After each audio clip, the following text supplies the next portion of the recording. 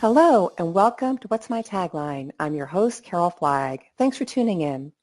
On this show, we put our microphone in front of a variety of industry experts to understand the factors influencing messaging, branding, and reputation in healthcare. You can follow the conversation on Twitter at hashtag What's My Tagline and follow me at Carol Flagg. My guest today is Shereese Maynard, an independent healthcare strategist and social media maven.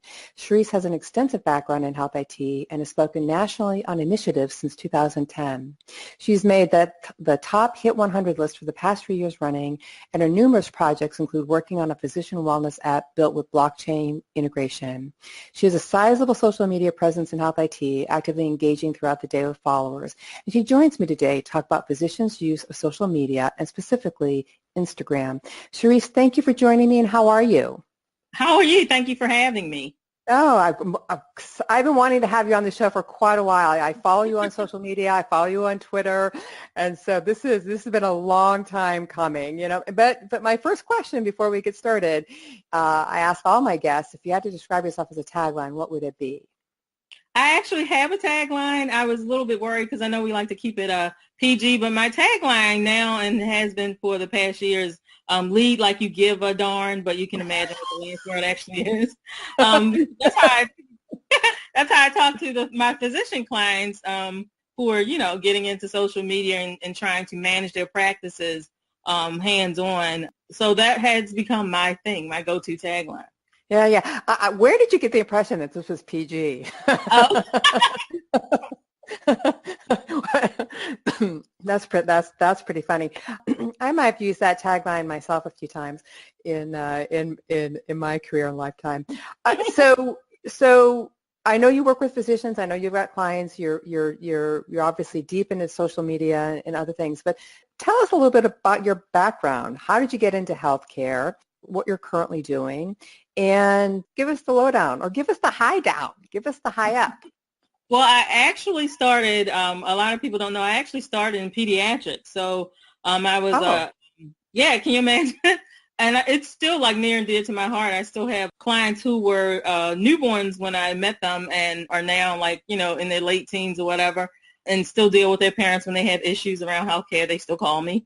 So I'm very kind of proud of the work I did there. But the first company I worked with in the healthcare space, when I started working with them, I did not have a heads up that they had no idea about health IT. So my first day at work, they informed me that they were using their computers to do just patient scheduling, like they would do these calendars for their patients. And I thought it was a joke. Right. That was my initiation into now, I've got to lead them into the modern era with health IT. Got it. And talk a little bit about what you're doing these days. I mentioned the physician wellness app with using blockchain. Obviously, that's a big topic. What are some of the other things you're working on these days? Oh gosh, I'm all over the place. I'm still, most of my clients are throughout the United States, and I'm working with a large group in New Mexico, where we're doing an interoperability project that started as one facility and it has branched. The state was so happy with it. It's now 3 facilities. I'm working with providers in New Jersey, just kind of all over the place. And then I'm also working with a new group I'm kind of excited about. I don't think I'm really supposed to talk about it, but I'm doing some things with some medical schools that we are not announcing just yet, but I'm really excited about that. And then I helped recently launch a startup. So, I'm kind of excited about that. I was mentoring 2 of the founders, and it just needed a little bit more, so I came on board and helped found that little piece, and pretty soon that'll be launching. So I'm busy. Right. And flying all over the place. I'm, getting my thought leadership out there and hopefully getting some physicians to take their practices and stuff to the next level. Yeah. And obviously social media, when all these things you're involved in, whether it's part of the actual work you do or just a reflection of who you are in the social media community, you work with physicians on social media, correct? To help them understand the value of social media. Before we start talking about really Instagram, which is I think really interesting that physicians are beginning to use this.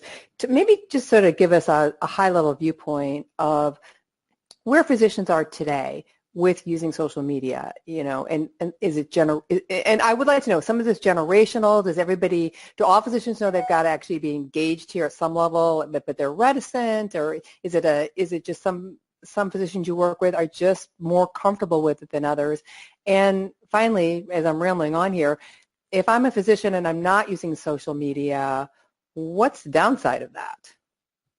Well, the way I explain it to physicians is social media is a conversation, and it's going on with or without you. Mm-hmm. So it's almost better, no matter where you are on the spectrum, to try to control some of the trajectories associated with social media and what's being said about your practice, what's being put out in the atmosphere about what you're doing. So physicians who don't claim their own social media profiles are really doing their practices a disservice. That being said, nowadays, it is somewhat generational, like some younger physicians really embrace the social media, and some of the older ones not so much. But we do have some older physicians who are really into it because they see it as a way to engage with their patients and give themselves a humanness. They seem more human to their patients if patients see them on social media, living their lives, doing different things. So it's a good thing. And, I think it's an interesting point that you make that, perhaps, and I do see this because obviously I'm in the healthcare space and on social media, and that, a lot of what I see when I see a physician out there is, it's not that they're talking about, in, of course, a HIPAA compliant right. way, not talking about specific cases, but they're actually sharing their lives with people, because that does sort of humanize them, exactly. I guess. Yes. And, when we can see, I always phrase it as, we don't like to see our superheroes in certain ways. Like we don't, when you look like the stigma behind physician mental health issues and that type of thing, we don't like to think about superheroes as having any type of flaws. But we don't mind seeing them interact in their daily lives. We like seeing that they actually have families, because when you think about it, the relationship you have with a physician is built in 15, 20-minute increments. So sometimes that's not enough to kind of cultivate a relationship and to nurture a relationship that you're going to be dependent upon for a greater portion of your life. So when we can see them in another platform, I know when I first saw my OBGYN outside of his office, first I was shocked. They grocery shop or whatever. Yeah, right, right. And then I saw him with his wife and children, and it was all of a sudden I could really relate to him on a different level, because it's we're having kids and they're having kids, and it just, to me, made him more personable and that type of thing. And I think that's what a social media allows you to do, where we tend to look at people who are constantly engaged on social media that we're not communicating. But for physicians in those types of relationships that you don't get to cultivate in person, you can leverage social media to get to know your patients, to educate them, to have them understand that you too are human. That, we might see doctors as superheroes, but they are human and they have lives outside of their practices. Yeah. And I think in healthcare today where, obviously, talk about consumerism of healthcare, where, the patient responsibility as far as making choices and paying more for their healthcare than they did with high deductible plans. I mean, perhaps some of that too is wanting a need to connect perhaps with that physician, right? Because, now I have more responsibility for my costs. And so perhaps I am more vested in the a relationship I perhaps have with a physician, even if it is through social media. And I say even if, obviously, a lot of people are on Twitter, a lot of people are on Facebook. We're going to talk about Instagram here for a second. But making that connection with your physician, I think today it's always been valuable, but perhaps even more so. Yes. And it does allow for a certain level of transparency. All physicians don't just do, their personal lives on social media. They also, sell their practices and what they do. But what I noticed with a lot of the better physicians, and by better I mean that they've optimized social media, they're transparent with things. You have actually some plastic surgeons who will publish their prices, which is what we all want as citizens, to, what is this actually costing me? So they are able to use those platforms to get that information out there. Right. You and I were, obviously before the show, this was probably 2 or 3 weeks ago, you and Roberta and I were, Roberta Mullen, our station manager, we were having a conversation, and you had mentioned Instagram. Now, it took me back a second because, you were saying physicians are using Instagram, this gets back to this generational thing.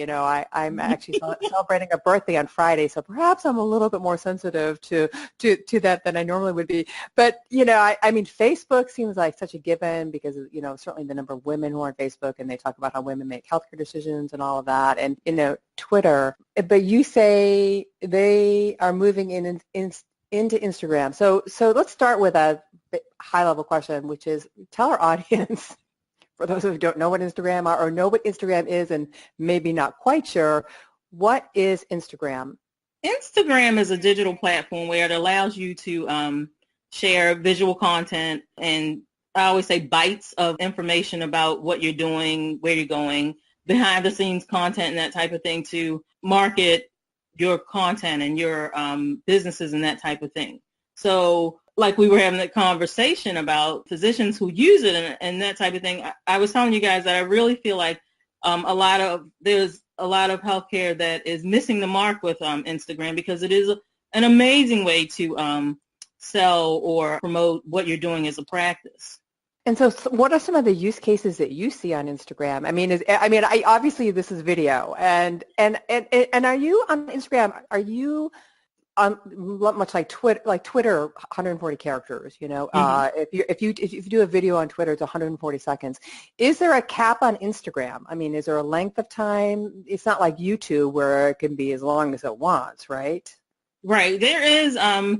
I find there are only snippets of video there, and there should only be snippets. Now, they have Instagram stories where you can do a little bit longer, but not much. And for Instagram, for what it's meant to do, that's not the platform for a lot of long form content or a lot of extensive video. That's definitely a YouTube thing. But Instagram, you're giving little bites of what's going on for in our sector. Definitely behind the scenes content. Like, my most successful posts are those where I show, like, when I'm on the road or going to see a client or whatever. People like to see that, but it's only on there for like a couple of minutes maybe, or maybe a minute or some, 45 seconds. But it's what gets the views and what people want to see, because, again, it's engagement. It's of interest to them. And it's not permanent, right? Instagram is not, and that is, besides the long form content versus the short form content, YouTube versus Instagram, it's not evergreen content. We know that, right? It does not, it does not stay around forever. And so, what is it about Instagram? Just the general comment that is so appealing. I mean, my nieces and nephews use it, and it does. It just captures just a minute or two of people's lives, right? And then it's gone. Right. Mm-hmm. It's it gives you. I always call it the art of catching glimpses. Just a look into what people are doing, how they function in their daily lives, a little bit of work-life balance and that type of thing. Again, like, it puts a human face on somebody you may know, or a lot of my followers on Instagram may have been followers on Twitter, but we've never met in person and that type of thing. But you become real to the person you're speaking to. Again, it's like a conversation with a friend that you may have never even met, but it allows you. So I think it's very, it goes back to the inquiring minds want to know. We all want to know what's going on in the next person's life, but we don't. It allows us to be voyeurs without it being a bad thing, I guess is what I'm trying to say. So hey, that's the reason why reality TV came into exactly play. Right. I mean, forget the fact that the networks realized it was cheaper to produce a reality TV show than it was to actually pay actors, real right. like SAG actors, right? Exactly. To do that. So if you're just tuning in, you're listening to What's My Tagline, and my guest today is Shereese Maynard, and we're talking about physicians using social media and specifically Instagram. So if I go on Instagram and I want to see, like, if my doctor's on Instagram, do I search for a profile? And if I find that my doctor's on Instagram, is it likely to be things related to, oh, this was my adorable cat at home doing something really funny, or are they actually taking, which is, cat video? I mean, let's face it, pets and cats, right? Okay. Right. And a good cat video in their life. Oh, trust me, I have all sorts of cat videos of my Alibaba and Layla. Trust me. Or are they actually, doing this in the office? They got their smartphones there. They can take a little video clip. Is it a selfie video? Is it just like they're touring the office, or like, hey, good morning, this is Mary, my receptionist. She brought donuts today. I mean, it's the savvy provider is doing a little bit of both. So what they're primarily doing is getting business Instagram accounts, because some of them do make the mistake of having just personal accounts, but they're getting the business Instagram accounts, and they're showing what's going on in their practices without violating any type of HIPAA policies and that type of thing. Yeah, but it's a lot of behind-the-scenes content, or they might show a type of procedure they're doing, or something like speaking engagements, a lot of education for patients who tune into their profiles and that type of thing. And then you'll see, like, they'll show you, which I think is amazing, that they'll show like how they exercise, how they're eating right, and that type of thing, because it sends a message to, if your patient is watching you do it, they're more likely to follow your advice when you tell them, okay, you need to eat a little bit better, if you're also doing it. Like, nobody wants to have a physician who's a smoker tell them you need to stop smoking. You know what I mean? Right. And that physician smoking is probably not doing an Instagram of him, exactly. him or her smoking out in the hallway. When you talk to physicians and physician groups about social media, and like you pointed out earlier, you better to know the conversations out there about you than just think that they're not happening, because they are happening, right? They don't happen, right. You're sitting in you go to any physician practice and sit in the waiting room, and anyone in there, 90% of the people are just sitting there on their phones doing something, right? They're probably on Facebook or email or Instagram or Twitter, whatever they're doing. And so you're right, you can't hide.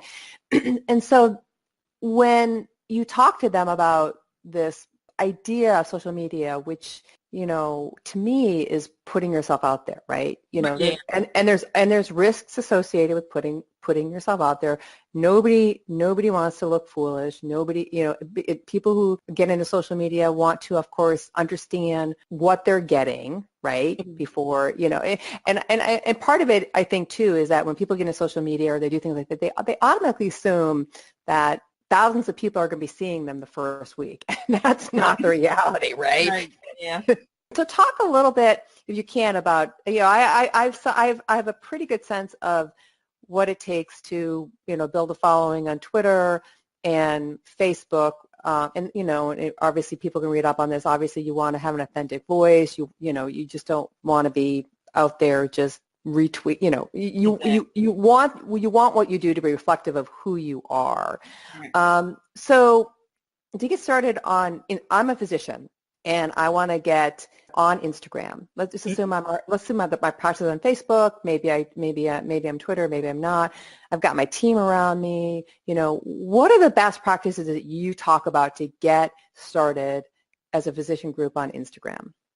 Well, the first best practice is to claim your profile. A lot of physicians don't have a profile on social media, particularly on Instagram. So people will, which a lot of people don't realize, people will post about you and hashtag your name so people know.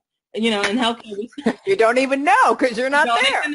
So it's like we say in healthcare, if you have a good experience with a provider, you tell one person. If you have a bad experience with a provider, you tell 100 people. Yeah, The first thing I tell them is to claim their own profile so that they can kind of control what's out there and what's not out there. The second best practice is to make sure that they have a business account, because doctors are and all clinicians are very commonsensical. So they want to know, well, how is this going to positively impact my business? What's the return on my investment here? Yeah, they want analytics. Yeah. Exactly. So unless they have that business account, they're not going to be able to do those analytics. So I always tell them to get a business account for Instagram so you can kind of measure. And usually it's the office staff that are like, yeah, we really need an Instagram account. And usually the physicians are like, I don't understand how that works, and I don't want to do a lot of work and that type of thing. But those you just made me, you're already making me tweet. Now you want me to do this.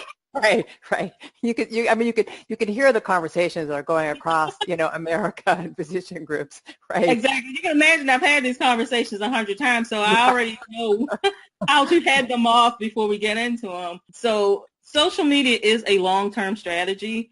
It's not like a doctor is going to sign on to IG and then have 1 million followers. And then healthcare is a niche, so you're not going to have 1 million followers and that type of thing. You might have a couple of hundred, a couple of thousand and that type of thing, but it's very specific to what you do. Some of my favorite doctors to follow, well, I'll give you one. You can look him up, is Dr. Mike. Dr. Mike. Dr. Mike. He's got a great profile, and he has really leveraged social to work for his practice. So having a profile and understanding how hashtags works is the best practice for building your Instagram following in a way that it's good for your practice. Like if you're attracting followers who would never use your services or just not in your market or in your segments that you're trying to attract, that doesn't do you any good.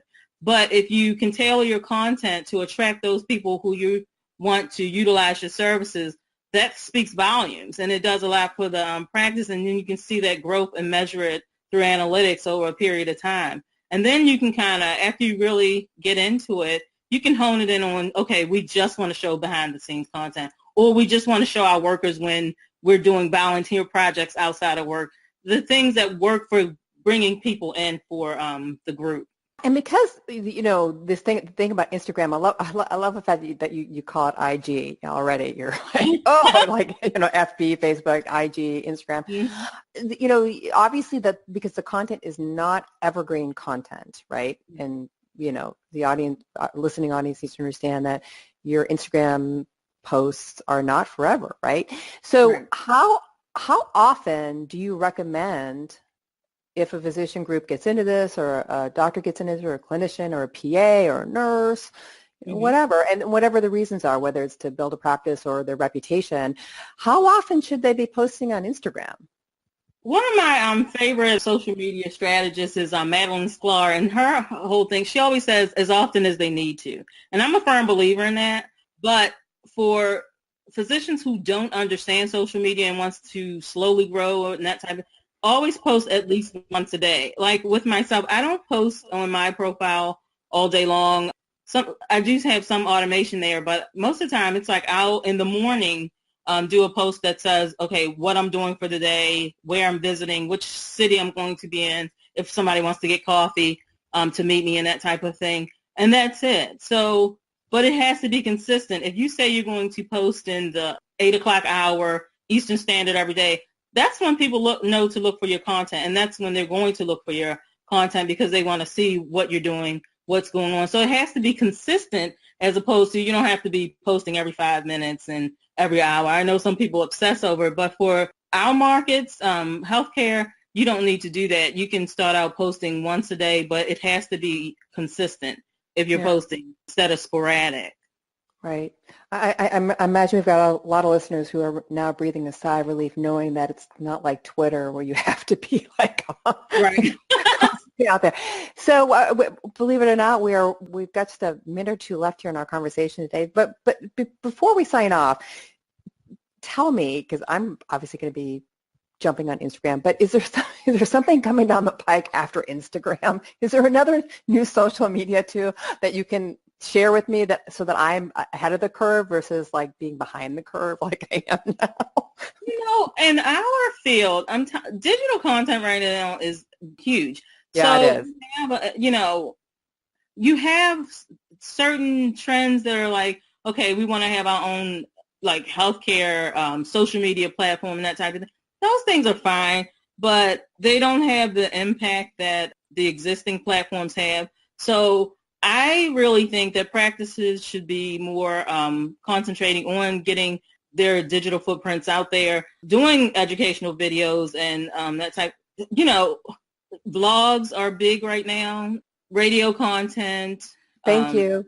Yeah, they're emerging now for healthcare, and I know even myself, like I'm more of a book reader, but now it's like every morning I get my cup of coffee and I have to find a podcast or a radio program in healthcare to listen to. It allows you to absorb content for up to the minute, what's going on right now in our industry, and be ready for your day. So those are emerging, and we see a lot of amazing podcast and radio programs coming out now where you can absorb that content, where it's not an enormous time suck, but it gets you the information you need, and it's very real time and that type of thing. So I would say where there may be some things emerging as far as marketing in healthcare, what we have now actually works if we just use it. Like, we're not using it to, it's not optimized for healthcare right now.